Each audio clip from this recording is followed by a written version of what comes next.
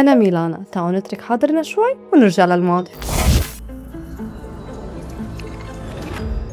تخيلوا لو قلت لكم إنه في جزيرة معزولة بنص المحيط الهادي عليها حوالي 1000 تمثال حجري عملاق. بعض هي التماثيل بيتجاوز وزنها 80 طن، والأغرب إنه لليوم ما في جواب نهائي عن الطريقة اللي استخدمها شاب عاش من مئات السنين حتى ينقل هي التماثيل وينصبها بهالأماكن. ها هي جزيرة القيامة، واحدة من أغرب وأكثر الأماكن غموضاً بالعالم. الجزيرة موجودة بمنتصف المحيط الهادئ وبعيدة آلاف الكيلومترات عن أقرب قارة، يعني حرفياً بتشوفها كأنها قطعة أرض صغيرة ضايعة وسط المحيط الهائل. ورغم هي العزلة عاش عليها شعب اسمه الرابا نوي، وقدروا يبنوا حضارة تركت وراءها آثار لحد اليوم عم تخلي العلماء يسألوا نفس السؤال: كيف قدروا يعملوا كل هاي؟ أشهر شي بالجزيرة طبعاً هو تماثيل الموي، حوالي 1000 تمثال حجري ضخم، كل تمثال له ملامح وتفاصيل مختلفة شوية عن التاني. لهيك في اعتقاد أنه بعضها كانت بتمثل أشخاص أو أجداد مهمين بالنسبة للقبائل، وكانوا بيعتقدوا أنه هي التماثيل مرتبطة بأسلافهم وأنها بتمنحهم القوة، الشجاعة، حتى الحماية. بس هون بيطلع السؤال الأصعب: كيف نقلوا تماثيل وزنها عشرات الأطنان من مكان لمكان من دون شاحنات ولا رافعات ولا أي من التقنيات اللي بنستخدمها اليوم؟ معظم هي التماثيل انحتت بمكان واحد تقريبا، هو محجر بركاني بالجزيرة، وبعدها كان لازم يتم نقله لمسافات ممكن تكون طويلة. وهون ظهرت نظريات كتيرة.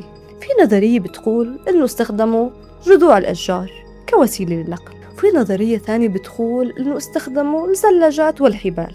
لكن في نظرية أغرب، إنهم كانوا فعلاً بيمشوا التماثيل وهي واقفة، يعني مجموعة أشخاص بتمسك الحبال من جهتين مختلفتين وتحرك التماثيل يمين يسار بطريقة محسوبة، فبتتحرك للأمام كأنها عم تمشي. والأغرب أنه تجارب حديثة أثبتت أنه تحريك نموذج مشابه بهي الطريقة ممكن فعلا، لكن رغم هيك ما في دليل قاطع بقول أنه هي الطريقة اللي استخدمها سكان الجزيرة فعلا. وكأن الجزيرة كل ما تعطينا جواب عم تعطينا سؤال جديد معه. لكن لأنه الغموض ما بيوقف عند التماثيل، في شيء تاني بالجزيرة حير الباحثين لأكثر من 150 سنة، هي ألواح رينغورينغو. هي ألواح خشبية عليها مئات الرموز المنقوشة، وهي أشكال بشرية، حيوانات، رموز غريبة. والغريب إنه العلماء حاولوا لسنين يفهموا شو مكتوب عليها، ولكن لليوم ما في ترجمة مؤكدة أو اتفاق نهائي على معناها. يعني ممكن تكون بتحكي تاريخ شعب الرابا نوي، ممكن تكون مرتبطة بطقوسهم ومعتقداتهم، وممكن تكون سجل لنظام كتابي خاص فيهم اندثر مع مرور الزمن. واللي بيخلي الموضوع محير أكتر إنه عدد الألواح اللي بقي قليل، ما عنا نص مترجم بيساعد على فهم هي الرموز. يعني كأنك لقيت كتاب مكتوب بلغة ما حدا بالعالم بيعرفها، وما عندك لا قاموس ولا شخص قادر يقرأها.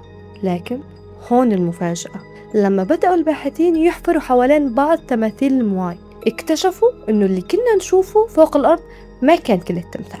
بعض التماثيل كان إلها جسم كامل تقريبا، لكن الأجزاء الكبيرة منها كان مدفون تحت الأرض لقرون.